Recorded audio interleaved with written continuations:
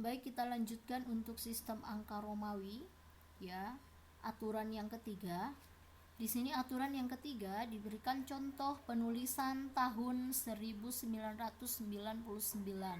Nah, jadi tahun 1999 ini bukan ditulis dalam bentuk MIM 1000 ditambah 1000 kurang 1, tetapi penulisan yang benar adalah 1000 ditambah 900 ditambah 90 ditambah 9.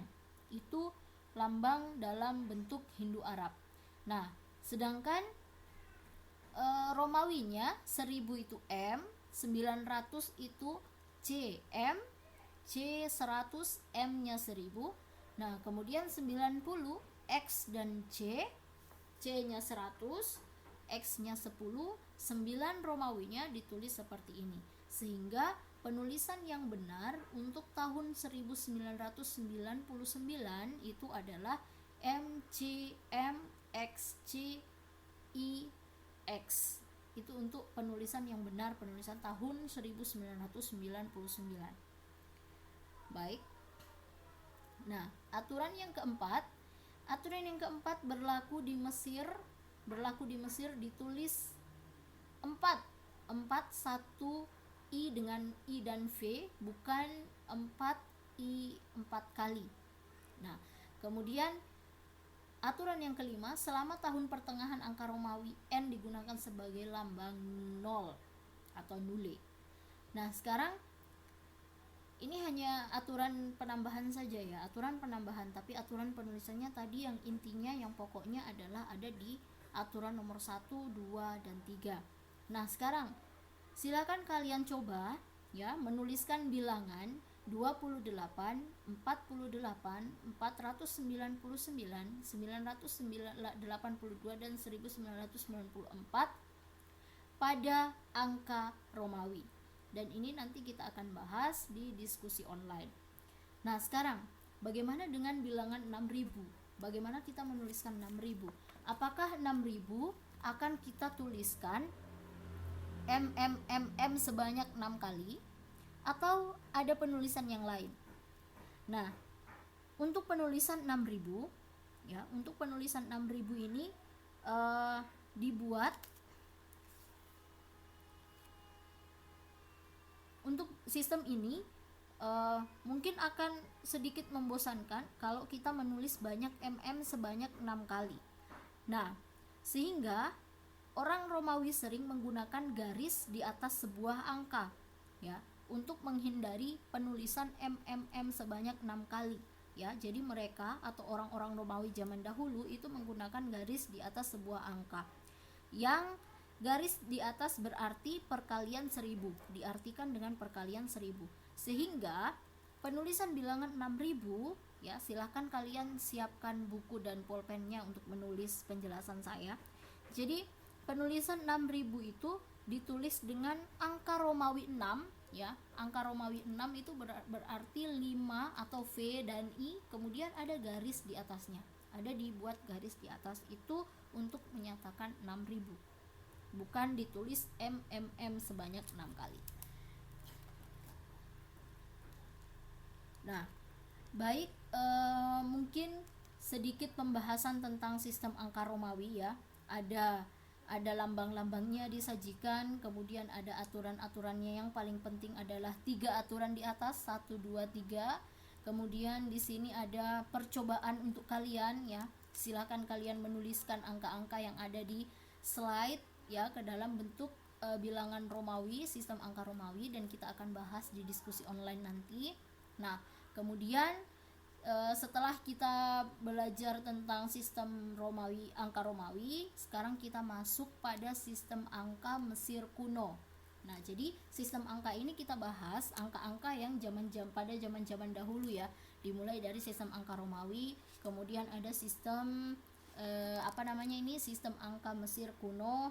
Nah, ini Mesir ini adalah untuk informasi awal ya, Mesir ini adalah termasuk bangsa yang berkebudayaan tinggi.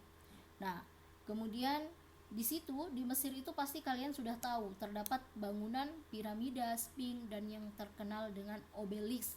Nah, Tentu saja bangunan-bangunan itu dibuat oleh tangan-tangan manusia yang sangat cerdas, karena hanya bangsa yang berkebudayaan tinggi yang mampu menciptakan bangunan yang megah seperti pada Mesir, seperti di Mesir. Nah, kemudian Mesir kuno, bangsa Mesir kuno itu menggunakan sistem angka sejak dinasti pertama, sekitar tahun 2850 sebelum Masehi.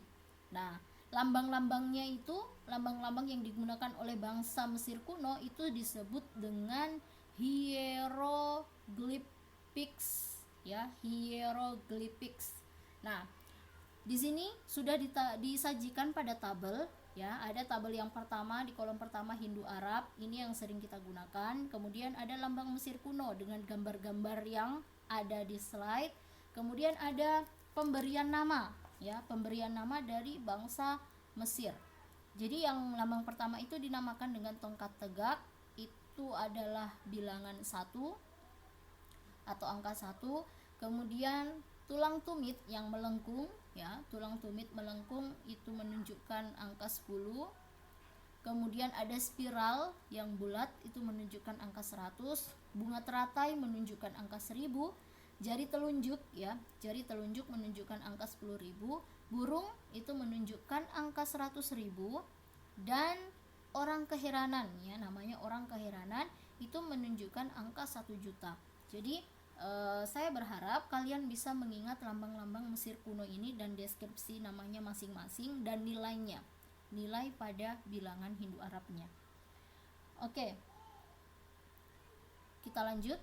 Nah, di sini diberikan contoh, ya, di sini diberikan contoh bagaimana penulisan bilangan pada sistem angka Mesir kuno. 1 itu adalah 1 tongkat tegak. 2 tongkat tegak. Kemudian 3 tongkat tegak. 4 tongkat tegak. Nah, sekarang untuk bilangan atau angka 252, ya, 252. Jadi 200-nya kalian bisa menggunakan 2 spiral, ya, karena 1 spiral itu 100, ya. Spiral itu melambangkan angka 100 pada Mesir kuno. Jadi 252 kalian bisa menggunakan 2 spiral.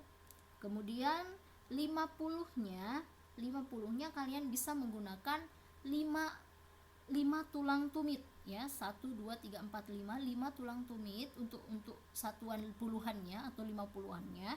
Kemudian 2-nya kalian bisa menggunakan 2 tongkat tegak untuk penulisan 252. Nah, selanjutnya ini lebih banyak, ya, ini lebih banyak. Nah, untuk nanti kalau kalian mau menjawab di kertas dan untuk menggambar angkanya mungkin tidak harus sama, ya, mungkin agak sedikit susah lambangnya ini, tapi setidaknya kalian bisa membuatnya mirip gitu, mirip dengan gambarnya walaupun tidak sama persis. Nah, untuk bilangan yang lebih banyak lagi di sini dicontohkan 2.321.458.